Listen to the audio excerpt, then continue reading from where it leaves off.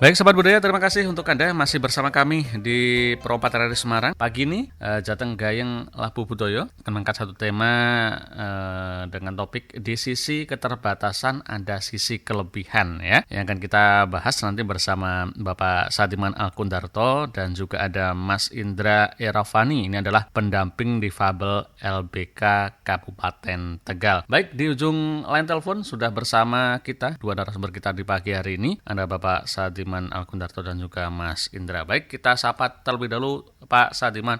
Assalamualaikum Pak Sadiman. Waalaikumsalam warahmatullahi wabarakatuh, Mas Titis Sembodo. Wah, alhamdulillah. Lama nggak jumpa ya Pak ya? Alhamdulillah, salam hormat, salam sehat, dan salam sejahtera selalu. Pagi ini topik kita tentang di sisi keterbatasan ada sisi kelebihan Pak Sadiman ya. Nggih. Dengan Mas Indra Erafani. Kita sapa Mas Indra dulu Pak Sadiman nggih. Ya baik. Assalamualaikum, selamat pagi Mas Indra. Waalaikumsalam, selamat pagi juga Pak Titis Sembodo. Wah. Selalu, nggih. Bagaimana kabarnya? Semangat sekali di tampaknya. Iya, luar biasa ini. Bangun pagi-pagi ya. Iya. Semangat ini, ya ada.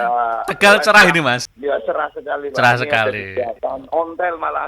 Wah lah ini cocok sekali. Baik, nanti kita akan ngobrol banyak ini Mas Indra tentang di sisi keterbatasan ada sisi kelebihan. Tapi sebelumnya Mas Indra standby dulu, kita ke pengantar dari Pak Sadiman dulu. Mas Indra jangan ditutup dulu ya. Nggih, Siap. Baik, Pak Sadiman, topik kita pagi hari ini tentang di sisi keterbatasan ada sisi kelebihan. Ini menampilkan sosok Mas Indra Erafani juga. Ini mungkin bisa diceritakan profil dari Mas Indra ini dan beliau kan juga berkecimpung di LBK. Nah, LBK itu apa sebetulnya? Monggo Pak Sadiman. Ya, pada hari ini Mas tetap mengangkat tema di sisi keterbatasan ada sisi kelebihan. Betul. Bersama narasumber Mas Indra Erafani, yaitu pendamping difabel LBK Kabupaten Tegal.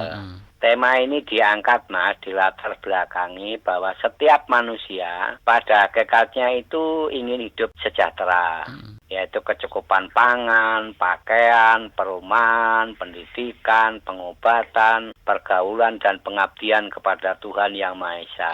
Namun tidak semua orang bisa memenuhi disebabkan berbagai kendala. Antara lain disebabkan karena kemiskinan, keterlantaran, ketunaan, keterbatasan secara fisik, mental maupun sosial, korban bencana dan musibah lainnya. Meskipun banyak kendala Mas yang dihadapi manusia dalam upaya mencapai hidup sejahtera, tetapi Allah SWT tetap memberi kelebihan dari sisi kekurangan atau keterbatasan yang berupa kecerdasan Mas, yaitu bisa kecerdasan fisik, mental maupun sosial ya. Ada yang diberi kecerdasan mental keagamaan, kecerdasan bahasa, kecerdasan seni, kecerdasan matematika, kecerdasan komunikasi, kecerdasan menggali potensi, kecerdasan berinovasi, kecerdasan membangun jejaring sosial, dan kecerdasan memprediksi Mas dan kondisi yang akan terjadi di masa depan. Ada banyak contoh Mas manusia yang dengan keterbatasan tetapi punya kelebihan bahkan kaliber dunia. Saya ambil satu contoh saja ya yang berkaitan dengan tema hari ini, yaitu Franklin Delano Roosevelt. Itu polio dan lumpuh dari pinggang ke bawah Mas. Pada usia 39 tahun. Tetapi terpilih menjadi Presiden Amerika Serikat sampai 4 kali Mas. Ya, jadi di sisi keterbatasan ternyata ada kelebihan gitu loh. Mas Titis dan sahabat budaya yang saya banggakan, pada hari ini Mas ikut aktif memantau Kepala Dinas Peternakan dan Kesehatan Hewan Provinsi Jawa Tengah, Bapak Insinyur Agus Waryanto SPMM, beserta jajarannya, karena ada kaitan dengan kemungkinan Mas, narasumber Mas Indra ini bisa membangun jejaring dengan penyinta burung dan ayam kesayangan, yaitu bisa menciptakan kurungan yang punya nilai di atas rata-rata, gitu ya. Terus asisten administrasi umum Sekda Kalimantan Tengah Mas, tadi subuh-subuh sudah WA mau mendengarkan gitu ya. Dan beliau meluangkan waktu ikut mendengarkan. Ketua PPAD Jawa Tengah yang baru saja melaksanakan penghijauan tanaman langka Mas dari Ambon. dan sukses menyelenggarakan silaturahim sosial entrepreneur, Mas. Terus Kepala Dinas Sosial Kabupaten Tegal tadi pagi juga beserta jajarannya yang telah sukses memandirikan difabel lebih dari 2.000, Mas, melalui bimbingan sosial di LBK Loka Bina Karya. Hari ini juga grup PLK. Pendidikan Layanan Khusus Indonesia, Mas, yang bermarkas di Surabaya. Ini ikut mendengarkan karena tertarik, karena dia juga punya siswa-siswa dari yang punya keterbatasan. Terus juga tidak ketinggalan grup DPD Dewan Pimpinan Daerah Jawa Tengah IPSPI, Mas. Independensi Pekerja Sosial Indonesia, ya, dan Pak Budi, Mas, ini mantan Widya Eswara Depsos, Mas, dan Ketua LK3 Lembaga Konsultasi Kesejahteraan Keluarga Provinsi Kalimantan Selatan, Mas. Ini juga ikut mendengarkan karena tertarik di sisi kekurangan atau keterbatasan, terdapat sisi kelebihan. Dan lain-lain banyak yang WA tadi pagi, Mas. Sudah banyak yang memantau, ya, Pak. Iya, supaya sahabat budaya dapat segera mengetahui bagaimana operasionalisasi, ya. Sisi keterbatasan ada sisi kelebihan, bisa dipaparkan narasumber dulu. Monggo Mas Siti dilanjut kepada Mas Indra, gitu. Baik, terima kasih Pak Sadiman untuk pengantarnya. Langsung saja ke Mas Indra. Masih bersama kami Mas Indra, ya? Baik. Mas Indra, ini kan sangat inspiratif sekali Mas Indra ini. Bahwasannya juga di samping keterbatasan mempunyai sisi kelebihan yang juga sangat luar biasa. Nah, untuk yang pertama mungkin Mas Indra, mulai ikut kegiatan di LBK dan tahu dari mana sih Mas bahwa LBK bisa memberi solusi untuk para difabel ini, Mas? Saya masuk ke LBK itu pada tahun 2012. Jadi saya ini mengalami kecelakaan di tahun 2011, Pak. Saya dulu kerja di Jakarta, terus terjadi kecelakaan, terus amputasi tangan kiri. Ya, sampai sekarang saya menggunakan tangan palsu, tapi yang kiri ya Pak ya. Iya. Untuk sampai atas siku. Nah, saya tahu LBK. Ketika waktu itu saya didatangi dari Dinas Provinsi, Pak, Dinas Sosial Provinsi dan Dinas Sosial Kabupaten Tegal, bersama PKSK dan teman-teman PKH. Setelah itu saya ditawari untuk mengikuti pelatihan di LBK Loka Bina Karya Kabupaten Tegal. Nah, setelah itu saya menjalani pelatihan jahit waktu itu. Saya mengikuti pelatihan jahit itu waktu itu program dari Dinas Sosial Provinsi selama 3 bulan. Saya di situ dididik menjahit dalam arti membuat dasar pola, ya kan, sampai bisa menjahit dan seterusnya. Tapi sampai saat ini saya tidak masuk dalam arti karena keterbatasan tangan mempunyai fisik hanya mempunyai tangan satu yang untuk menjahit itu kurang maksimal. Oh begitu, Akhirnya saya sampingi, saya jualan, waktu itu saya jualan pulsa, pulsa dan HP, jual beli HP di rumah. Ya, oke. Jadi awal masuk di tahun 2012 Mas Indra ya? 12, iya. Kemudian ikut pelatihan-pelatihan, diberi pelatihan menjahit tapi belum bisa maksimal begitu ya? Iya, karena menjahit itu kan harus tak kiri kanan harus ikut semua ya. Betul. Jangan masukkan benang itu saya standar basic saya berpikir gitu ya. Oke. Akhirnya sampai sekarang tapi tetap aktif di LBK. Oke, tetap sampai menjadi pendamping di LBK ini juga ya Mas Indra ya. Iya. Nah, kalau di LBK sendiri Mas dapat bimbingan sosial dan pelatihan apa saja sih Mas? Kemudian ini dari foto-foto yang saya terima ini, kemudian Mas Indra menjadi pelaku usaha di bidang anyaman bambu yang kelasnya juga sudah di atas rata-rata perajin bambu pada umumnya. Bagus sekali nih Mas produk-produknya ini. Nah, awalnya dapat pelatihan apa saja, kemudian bimbingan sosial apa saja yang didapat di LBK ini? Waktu untuk bimbingan sosial, itu setelah saya ikut di LBK itu banyak sekali Pak, dari bimbingan motivasi, konsultasi, serta advokasi. Itu selama dari tahun 2012 sampai sekarang ya Pak ya. Itu pelatihan yang diadakan di LBK itu ada kerajinan craft, terus menjahit, membatik, tata boga, dan kegiatan pelatihan-pelatihan yang lain. Dalam arti karena kita kan mempunyai ragam disabilitas yang banyak ya. Ya, betul. Jadi ada 4 ya. Jadi kita sesuaikan ada yang pelatihan bahasa isyarat itu untuk teman-teman yang disabilitas sensorik tuli ya, dari dewasa sampai anak-anak yang belum bisa menggunakan bahasa isyarat. Terus juga ada pelatihan kelas musik juga itu. Jadi ada teman-teman difabel yang ingin mengekspresikan melalui musik ya Pak ya. Iya, betul. Itu ada juga ya.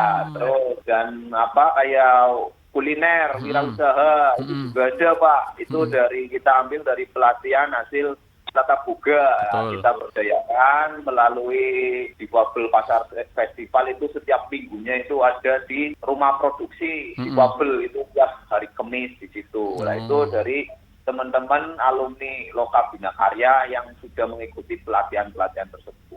Kita pamerkan di situ dari hasil karya mereka Pak. Kita tampung di situ manfaatnya untuk memberdayakan, mengangkat perekonomian mereka. Betul. Ya. Jadi kita tidak ada batasan, tetap bisa menghasilkan karya dan produk teman-teman difabel di Kabupaten Tegal. Tetap produktif Mas Indra ya. Iya. Iya. So, kerajinan bambu memang saya dari dulu Pak, sebelum saya menjadi difabel, saya non difabel itu sudah menggeluti dari kakek dan nenek saya Pak. Oke. Ya, dari kakek dan nenek saya, akan tetapi di situ masih monoton. Setelah saya mengikuti pelatihan di LPK, bimbingan sosial di LPK, itu semakin menambah jejaring. Lah itu akhirnya bisa menginovasikan berbagai macam-macam produk yang dari bambu. Jadi memang waktu itu saya itu masih monoton, hanya anyaman. Setelah saya bergabung di LPK dan bergabung bersama teman-teman difabel, semakin banyak informasi. Akhirnya saya menciptakan hal-hal yang baru untuk hasil karya yang dari bambu semua itu. Ada gazebo, ada craft yang untuk interior rumah, terus juga ada lampion bambu, ada gelas bambu, rantang bambu. Jadi kebutuhan pokok yang diminta oleh masyarakat ya. Ya, terutama dari kerajinan itu loh Pak. Sampai sekarang kan itu memang yang lagi ngetren ini kayak kebutuhan pokok seperti mug, bambu, tumbler gitu ya Mas. Iya itu. Kemarin juga saya sempat seleksi melalui Mercedes-Benz yaitu untuk G20 di Bali. Saya ikut Pak. Itu untuk mug sama tumblernya saya ikut serta. Ini tinggal nunggu pengumuman ya. Mudah-mudahan lolos lah. Semoga lolos ini Mas. Luar biasa sekali, produknya bagus-bagus loh Mas Indra ini. Iya. Itu hasil karena inovasi. Betul. Kita semakin banyak jejaring ya, semakin banyak tuan masyarakat yang dibutuhkan selama ini. Apa sih sesuai keinginan ya Pak ya, tidak bisa disamakan. Nah, saya ingin ini harus seperti ini gitu. Betul. Itu. Jadi sementara itu Pak. Iya, baik. Kalau di LBK sendiri Mas, kira-kira ada berapa orang sih Mas yang ikut gabung di situ, termasuk yang didampingi Mas sendiri, ada berapa orang ini Mas? Itu untuk keseluruhan atau hanya yang di LBK Pak? Kalau yang di LBK ada berapa ini Mas? Kalau untuk sementara ini yang nginep di LBK ya Pak ya, sampai saat ini itu ada 7 Pak. 7 ya. Kurang lebih saya di situ dengan keluarga juga, anak-anak dan istri saya di situ dari tahun 2016 semenjak diangkat menjadi pendamping. Saya kan menjadi pendamping difabel itu diangkat dari tahun 2016 sebagai tenaga honorer ya kan, melalui dinas sosial. Tuh sampai sekarang saya mendampingi di LBK itu ada 7, dan yang untuk wilayah itu saya ada 4 kecamatan itu dari Pak Tiu, Pak Gerbarang, Margasari, dan Balapulang.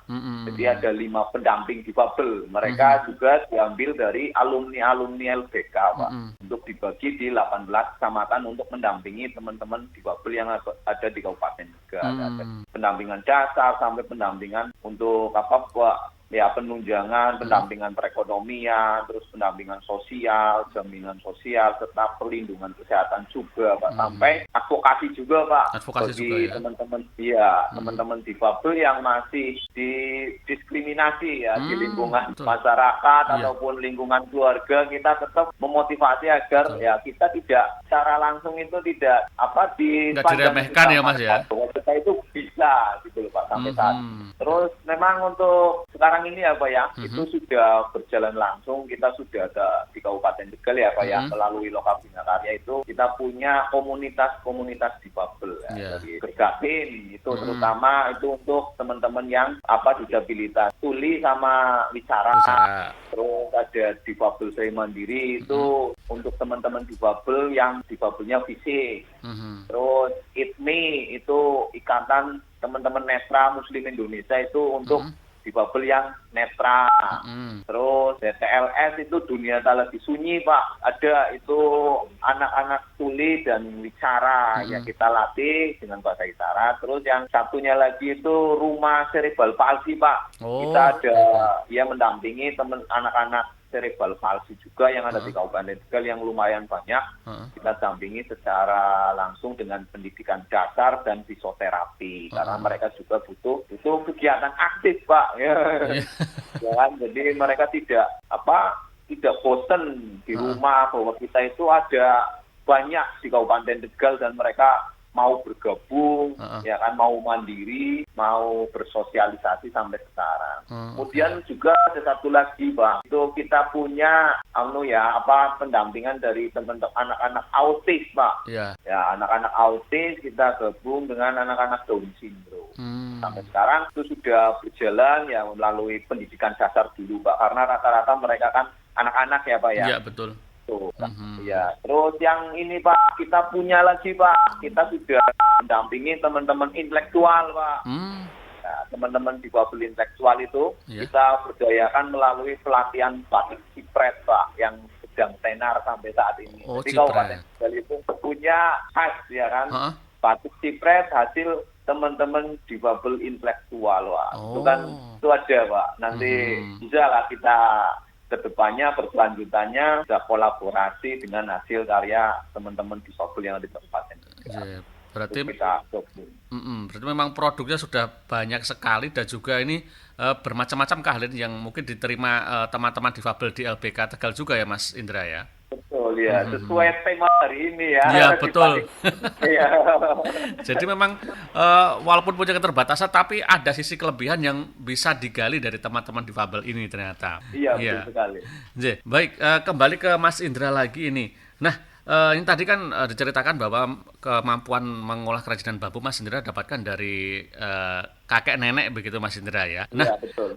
Selanjutnya Mas Indra bisa berinovasi seperti itu, bisa menemukan informasi ataupun bisa mengerti pangsa pasar untuk kerajinan bambu ini dari siapa Mas? Apakah Mas Indra mencari informasi sendiri atau mungkin juga dapat arahan dari siapa begitu Mas Indra? Awalnya memang ini ya untuk informasi karena saya aktif waktu itu saya mendaftar di program wirausaha pemuda Pak dan wirausaha pemula.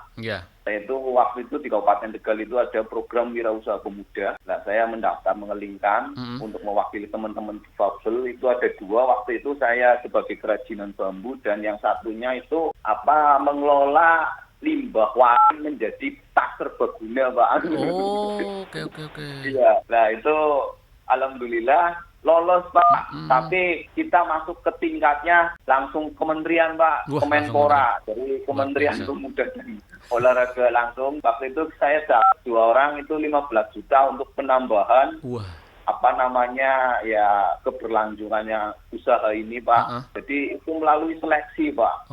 Alhamdulillah dari Kabupaten Tegal itu yang 2 difabel, saya dan Mbak Erlin itu tak serbaguna dari waring itu lolos. Nah, di situ setelah itu kita didampingi pengembangan inovasinya, Pak. Ya di link-linkan dari Kemenpora itu merekomendasi untuk dari kerajinan bambu dan tak serbaguna itu agar dilanjutkan dalam arti dikembangkan secara untuk pengembangannya ke depannya nanti produk-produknya agar bisa terus berkembang dan berbeda walaupun itu bahannya masih satu. Nah, terutama dari saya ya yang bambu itu banyak kita saya sendiri itu dibimbing Pak melalui dari setelah mengikuti program tersebut.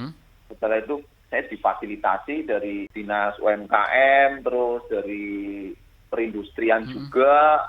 Karena waktu itu mereka diarahkan agar didampingi sampai hasil karyanya itu bisa naik level atas. Akhirnya di situ dilingkan seluruh nasional kalau nggak salah itu saya di Lintan akhirnya ada informasi yang kayak apa namanya ya untuk pelatihan agar hasilnya lebih banyak dan lebih dibutuhkan di masyarakat ya. Seperti kemarin itu waktu di Lebaran tahun 2020 itu instruksi dari Dinas Gako Provinsi itu ya. Bu Ema memesan agar hampers itu ya namanya parcel Lebaran menggunakan tempatnya itu dari bambu. Kemarin kemarin saya di seni peluang ini.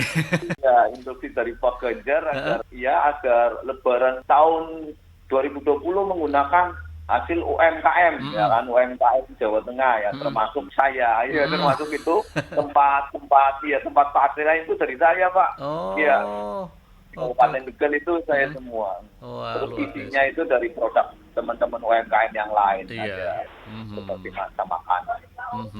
Dan di situ saya menggali informasi lebih dalam akhirnya sampai sekarang ya dari saya saat ini dari usaha saya itu meluas. Dari Facebook ya kan, Google Business, Instagram, sampai ini mau pembuatan website Pak.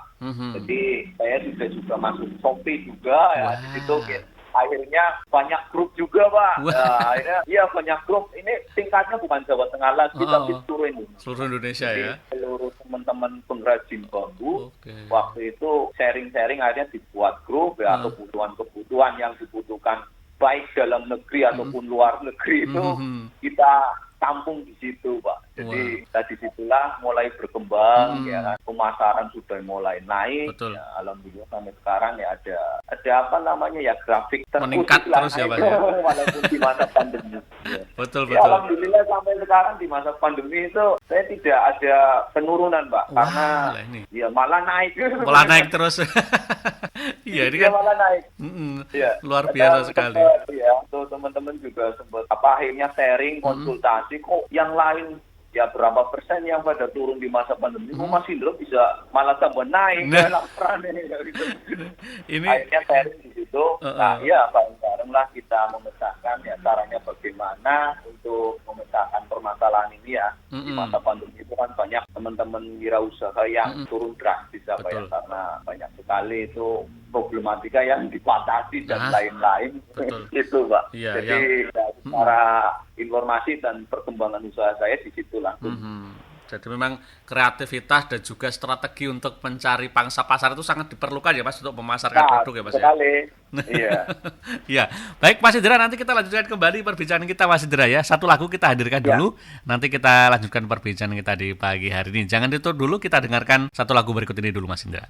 Ya baik sahabat budaya, masih bersama kami di Jateng Gayeng Labuh Budaya, masih membahas putar topik di sisi keterbatasan ada sisi kelebihan. Tadi sudah dipaparkan Mas Indra yang sangat inspiratif sekali ini. Nah Mas Indra, dari produk-produk yang sudah diproduksi Mas Indra tadi yang sekarang ini lagi banyak diminati konsumen atau pembeli ini apa sih Mas? Kalau untuk saat ini ya Pak ya, itu produk yang sudah berjalan yang diminati oleh masyarakat ya dan konsumen lainnya dari dalam negeri maupun luar negeri itu berarti furnitur rumahan Pak, itu kayak plafon dari anyaman bambu. Nah, jadi semacam gypsum tapi kita pakainya anyaman bambu Pak, untuk atap ruangan itu yang lagi kencang yang diminati nih. Terus yang kedua itu saung gazebo ya. Iya betul sekali.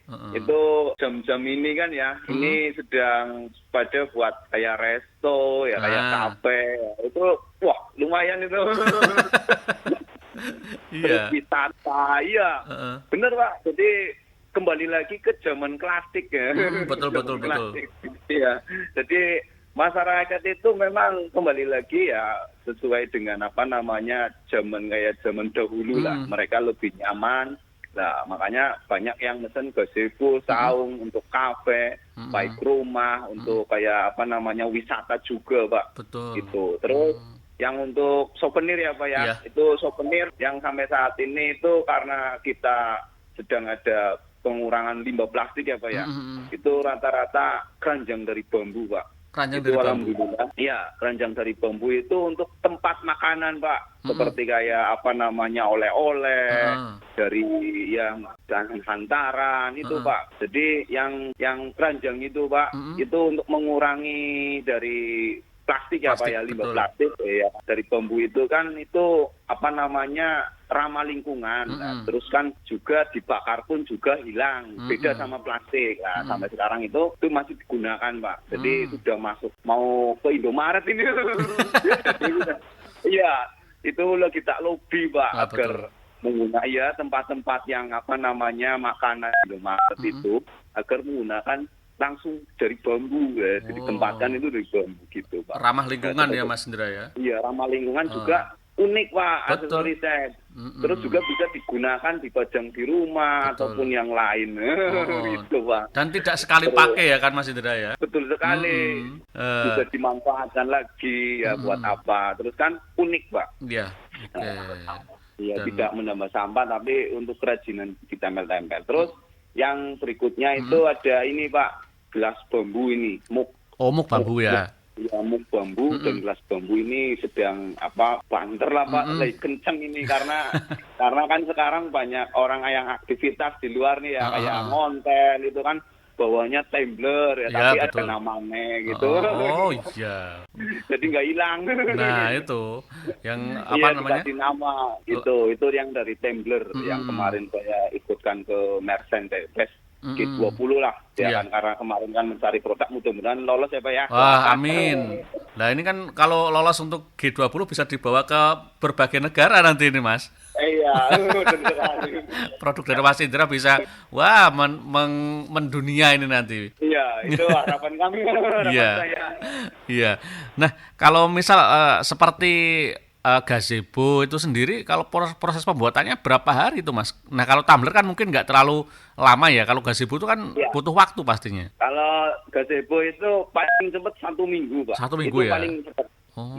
Karena kita ada timnya khusus lah ya. Jadi 1 minggu itu kita rakit, kita pasang di tempat 1 hari selesai. Wah, lah ini. Iya. Lumayan cepat juga ya, Mas ya? Lumayan cepat juga ini ya, 1 minggu selesai. Iya, karena timnya banyak. Oke. Iya. Jadi untuk memberikan kepuasan ke konsumen, kita juga harus menambah kualitas lah, terutama kayak deadline waktu lah ketika kita. Jadi untuk mengatur manajemen waktunya itu lebih tepat dan lebih puas kepada konsumen. Akhirnya kan disitulah akhirnya konsumen itu semakin banyak yang mesen ya kan, mereka puas akhirnya ngomong ke yang lain ya, pesennya di sini saja cepat bagus ya, pesennya di sini saja cepat. Nah itu strategi pemasaran seperti itu. Strateginya seperti itu. Iya. Oke. Nah, Mas Indra, kalau sekarang ada berapa tim sih atau berapa karyawan yang diberdayakan sehingga tetap bisa memenuhi kemauan pembeli dengan tepat waktu dan dengan kualitas yang baik juga ini, Mas Indra? Kalau untuk sementara ini ada 25, Pak. 25? 25. Iya, 25 karyawan yang ikut saya itu dari yang untuk tim gazebo itu ada 7 orang, Pak. Oke. Terus untuk yang pemasangan rumah ini ya, rumah dari software rumah itu ada 5. Terus dari pengrajin yang penganyam itu yang jadi kan itu prosesnya kalau yang nganyam ya, Pak ya, kita itu ada proses pembelahan bambu, terus pengiratan bambu, setelah pengiratan terus dianyam, Pak, dirakit lah. Itu ada 5 orang kurang lebih itu di rumah. Terus yang untuk tirai ada 5 orang. Jadi tirai bambu ada, Pak, untuk penghalang hujan itu di rumah-rumah itu juga lagi kenceng itu, Pak, yang untuk tirai bambu. Karena kan kadang saya tak bikin gambar ya, suka dari konsumen, bikin gambar apa untuk di depan rumah juga bisa dikerek ya, kayak bendera naik turun buka tutup gitu. Terus untuk yang kerajinan yang kecil-kecil, Pak, itu juga ada ya, dari kayak keranjang, besek, terus tumbler ya, itu untuk yang kecil-kecil mereka tak bagi sih. Jadi kita tetap bisa mengakomodir agar terpenuhi semua. Jadi tidak campur aduk. Jadi yang gazebo ada sendiri, yang nganyam ada sendiri, yang bikin tirai ada sendiri, yang belah bambu ada sendiri. Jadi gitu, Pak. Jadi semakin banyak karyawan, semakin produksinya juga semakin banyak. Betul. Dan juga tepat waktu juga ya Mas Indra ya. Iya. Ya paling penting kualitas yang diberikan konsumen tetap terjaga ini Mas Indra. Iya, iya. Itu yang satu yang utama ya untuk menjaga kualitas. Iya, betul, bahkan dari saya kadang ada garansi, Pak. Oh, ada garansi juga. Iya. Jadi untuk garansi saya sendiri kadang menjamin 1 bulan, Pak, untuk keutuhan barang tersebut setelah dipesan misalkan 1 hari 2 hari Mas, ini ada yang sempat kita perbaiki. Wah, luar biasa. Ini dengan begini kan konsumen pasti nggak mungkin kepincut yang lain, pasti ke Mas Indra terus ini. Iya, alhamdulillah. Yang sampai sekarang tetap berjalan ya. Kembali lagi karena itu yang untuk karyawan juga ada teman-teman difabel juga, Pak. Saya ambil ada. Jadi mereka yang dari difabel stroke ya Pak ya, itu kan masuk keterbatasan fisik ya, awalnya itu bisa menjalankan aktivitas secara maksimal. Nah, ketika menjadi stroke itu kan otomatis mereka punya keterbatasan tidak maksimal ya Pak. Itu tak masukkan ke yang ringan Pak, untuk nganyam, untuk ya berbagai, intinya yang ringan-ringan lah. Jadi tidak berat-berat lah misalkan. Terus yang satunya yang cowok itu dari difabel fisik Pak, polio. Tapi lincah Pak. Itu bisa masang, bisa naik tangga ya Pak. Iya, karena dari lahir sih ya, dari lahir jadi sudah terbiasa. Terus memang rumahnya di situ. Jadi kesehariannya memang sudah terbiasa memasang seperti itu. Dan semangatnya itu tadi yang utama ya Mas Indra ya. Iya itu. Ya kembali lagi ya kan. Intinya untuk pengembangan sosial ya, untuk kebutuhan sosial memang kita harus bekerja keras, terutama itu ya terus berusaha semaksimal mungkin. Intinya hasil ya kan itu udah urusan yang di atas. Betul. Yang penting kita berusaha Mas Indra ya. Iya, jangan menyerah kayak betul, jangan menyerah kayak lagunya Demasif tadi. Oke. Nah, Mas Indra, dalam membangun usaha pastinya kan ada kendala yang dihadapi. Nah, kalau kendala yang dihadapi Mas Indra terkait pengembangan usaha yang dirintis Mas Indra ini apa yang dihadapi Mas? Kalau kendala itu yang yang utama itu cuaca karo bambu. Cuaca itu. Iya. Saya terkendala kalau usaha saya itu ya Pak ya, untuk bambu itu cuaca. Karena bambu itu kan rentan sekali dengan cuaca hujan. Dalam artian cuaca hujan itu bisa mengakibatkan si bambu tersebut satu jamur, terus kena selusuk gitu ya Pak ya, kena yang kayak urus-urus itu yang makanin bambu. Itu. Nah, memang kendala tersebut sudah saya teliti, sudah saya sharing kepada teman-teman pengrajin juga se-nasional. Itu memang perlu adanya satu tuh kalau bisa katanya direbus. Direbus Pak? Iya, direbus. Memang iya, kalau direbus itu tidak keluar itunya Pak, walaupun kita nebangnya tidak waktu rembulan ya Pak ya. Betul. Kalau bambu kan itu nggak bisa sembarangan Pak. Kalau kita nebang di musim pas cuaca sedang ada rembulan itu langsung keluar besok ya Pak. Itu yang sering terkendala itu di cuaca. Jadi itu antisipasinya ketika nebang di musim itu. Tapi kan kadang kita pesanan banyak bambu dalam waktu jam itu, detik itu kan harus kita tebang ya Pak ya. Kita beli ya. Nah tapi kan dengan catatan cuaca itu kurang baik, otomatis kan hasilnya tidak maksimal, bubuk ataupun keluar itunya. Iya Pak, itu yang sering saya alami itu selama itu kendalanya di cuaca. Kalau stok itu tidak akan mungkin habis. Iya, insya Allah tidak akan mungkin habis kalau bambu. Kalau bambu itu karena banyak ya Pak ya. Iya. Itu ada yang gulung, ada yang betung, ada yang tali, ada yang kasap, ya kan. Itu bisa digunakan semua. Akan tetapi kadang kita itu cuaca itu yang kurang, kadang yang kalau seperti ini ya sedang prihatin lah. Betul. Ya, di cuaca kayak gini. Habis dimakan kuman. Betul. Karena faktor cuaca tadi Mas Indra ya. Iya, itu. Ya, jadi antisipasinya yaitu kadang saya menyiapkan untuk kayak keranjang ya Pak ya, kayak kerajinan yang agar tidak keluar jamur ataupun kuman yang lain itu saya tak kasih ya open lah, tak open, pakai open buatan agar keringnya tuntas ya Mas ya. Tuntas. Nah, setelah itu kita kasih anti jamur. Jadi itu untuk yang kayak souvenir Pak. Tapi kalau yang untuk yang lonjoran bambu-bambu itu kadang karena rebusnya juga butuh krim yang gede, kadang saya tak berdiriin Pak. Tak berdiriin semua.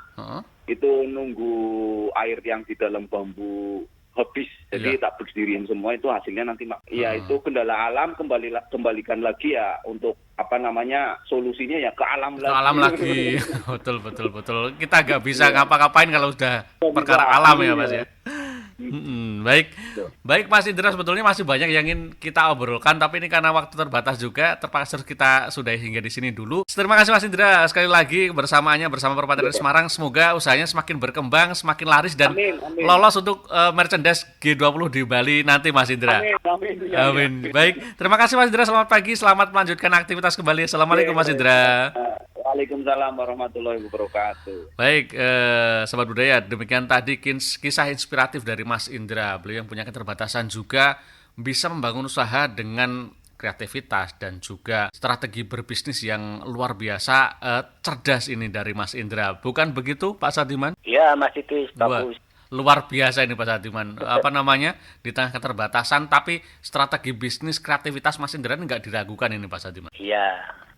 Jadi begini Mas Didi, setelah mendengarkan paparan narasumber yang meski dihadapkan pada keterbatasan, tetapi mampu ya memanfaatkan kelebihan, hingga bisa di atas kemampuan rata-rata orang. Betul. Karena bisa memberi pekerjaan kepada orang yang memiliki keterbatasan dan orang-orang yang normal sampai 25 orang Mas.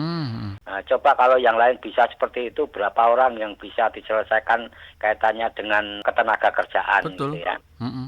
Di samping itu juga Mas, bersedia menjadi pendamping di Lokabina Karya. Untuk ikut memotivasi teman-temannya yang pada kondisi keterbatasan supaya bisa keluar dari kesulitan. Jika model LBK ini bisa dikembangkan Mas di berbagai daerah, seperti sebelum Depsos bubar Mas. Jadi waktu Depsos belum bubar tuh tiap kabupaten ada LBK Mas. Tapi dengan Depsos bubar itu akhirnya malah ada yang tanyanya dijual, kelihatannya tuh setelah saya lihat sudah tidak ada lagi itu. Eman-eman ya. Insya Allah ya Mas, insya Allah akan lebih banyak lagi jangkauan pelayanan kepada difabel gitu. Jika difabel bisa mendapat bimbingan melalui LBK, insya Allah akan dapat menumbuhkan daya kreatif dan inovasi Mas. Bagi difabel yang mengalami berbagai keterbatasan bisa keluar dari kesulitan gitu ya. Jika masing-masing kabupaten itu dengan LBK bisa memandirikan 1.000 difabel saja Mas, maka di Jawa Tengah akan ada 35.000 difabel yang produktif. Jika mereka bisa berpenghasilan 10.000 saja sehari, maka Jawa Tengah akan terjadi peredaran uang di masyarakat per hari 350.000. Hingga sebulan akan terjadi peredaran uang sebanyak 105 juta Mas. Wah, setiap bulan ya? Jika 1 tahun, jika 1 tahun akan terjadi peredaran uang di masyarakat sekitar 1.260 juta. Dan ini apabila difabel tidak ada yang ngurus, maka uang sebanyak itu tidak akan ada, Mas. Nah, kegiatan Mas Indra bersama teman-teman bisa dikembangkan terus, sehingga dapat mengangkat harga diri seseorang di tengah kehidupan berbangsa dan bernegara.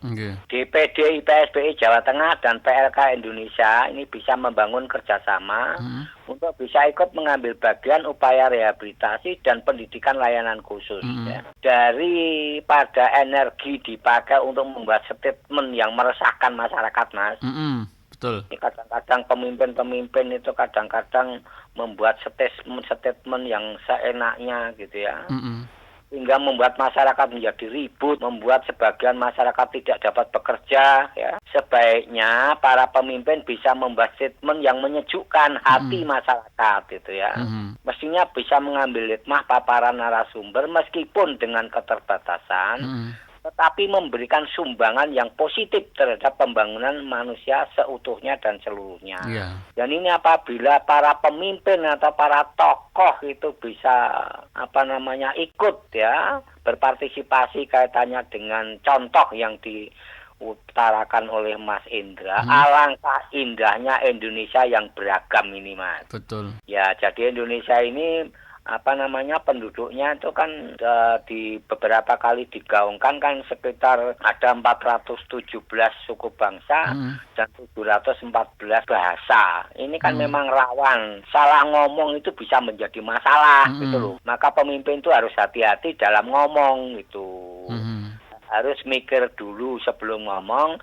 Jangan ngomong setelah itu baru mikir gitu ya. Akhirnya menimbulkan masalah. Insya Allah sampai jumpa Mas di episode 322 dengan tema yang berbeda. Assalamualaikum warahmatullahi wabarakatuh. Waalaikumsalam warahmatullahi wabarakatuh. Terima kasih Pak Sadiman atas paparannya juga pagi hari ini dalam Jateng Gayeng Labuh Budoyo, dan sangat inspiratif sekali sahabat budaya apa yang disampaikan oleh Mas Indra tadi dan juga Pak Sadiman, bahwa saudara-saudara kita yang mempunyai keterbatasan pun juga mempunyai sisi kelebihan, dan ini patut kita contoh semangat mereka, dan ide-ide mereka ini juga bisa kita aplikasikan juga untuk kehidupan yang lebih baik. Demikian sahabat budaya Jateng Gayeng untuk pagi hari ini. Terima kasih atas perhatian Anda. Kita kembali berjumpa di lain kesempatan. Selamat pagi. Assalamualaikum warahmatullahi wabarakatuh.